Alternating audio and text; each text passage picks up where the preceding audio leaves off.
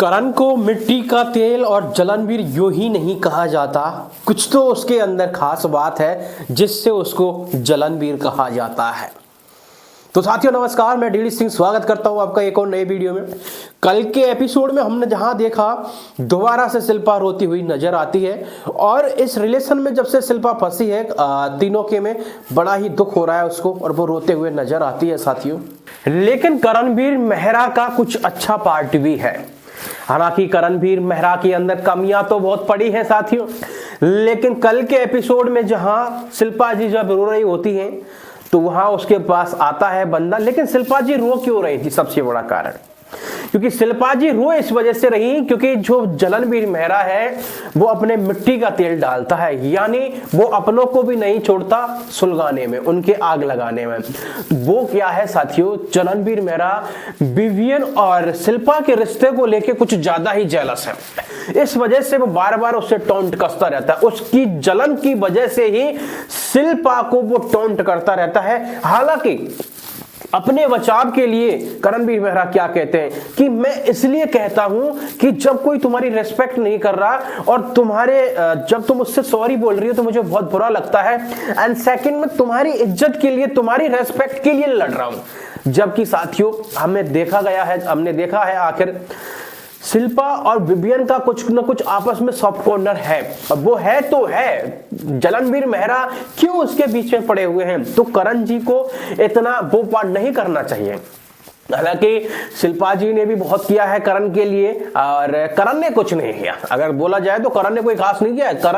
करणवीर मेहरा ने सिर्फ साथियों सिंपैथी ली है खंजर के नाम पे कि शिल्पा जी ने खंजर घोंपे हैं करणवीर मेहरा के। और एक टाइम ऐसा ही था जब बहुत ज्यादा सिंपैथी मिली थी करणवीर मेहरा के लिए। और लेकिन आज कहां चला गया वो चीजें जो सिंपैथी पहले ले था। शिल्पा पहले उसे नहीं दिखी थी सारी चीजें, लेकिन दोबारा से फिर लड़ते हुए नजर आ रहा है इस चीज के लिए। हालांकि श्रुतिका भी ये कहते हुए नजर आई थी कि कहीं ना कहीं शिल्पा जी और विवियन का सब कॉर्नर है, और है तो है, इसमें कोई डिनाई नहीं है। जबकि शिल्पा जी ने खूब कह दिया है कि भाई मैं अब दोस्ती नहीं रखती विवियन से और मैं तुझे क्या प्रूफ दूं करण, कैसे ये प्रूफ करूं कि मैं उसकी किसी भी प्रकार की कोई दोस्त नहीं हूं? मैं क्या प्रूफ दूं कि मैं तुम्हारी दोस्त हूं, मैं तुम्हें चाहती हूं, मैं तुम्हारे लिए सपोर्ट करती हूं? ये सारी चीजें होती हैं, लेकिन करणवीर मेहरा अभी जेलस है पूरे।